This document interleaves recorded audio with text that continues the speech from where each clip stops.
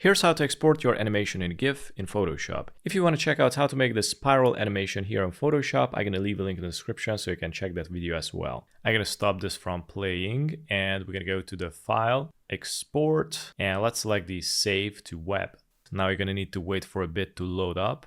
There you go. Here on this page you can find a couple of settings. For example, here at the down left corner you can find the size. This one is 4 MB because the image size here is 1000 by 1000 pixels. So we're going to need to decrease it if you want to downgrade the size a little bit more. For example, I'm going to go with 800. And it's going to refresh here, but first it's going to need to load. And there you go, we got 2.95 megabytes. And the size is bigger because we got a lot of colors going on here. And as you can see here, we got the presets. So this one is GIF 32 dittered. So basically this is the lowest. From here we can go higher to 64 dittered. And if you go to the color table, you can see it doubled up the colors. So we got twice more colors and the GIF size is now 3.03 megabytes. A little bit bigger. Now there's like also with no dithering, I'm gonna go with 32 no dithering. Now this is going to look like a stencil, but the size is also going to go down to 1.11 megabytes, which is significantly smaller because it doesn't have the shading. But let me go back to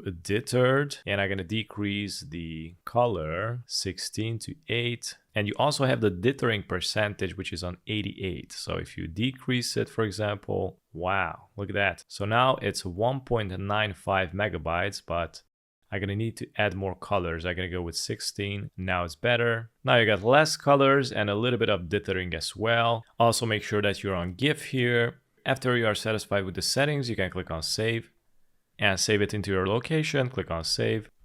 And there you go. And this was it. Thanks for watching.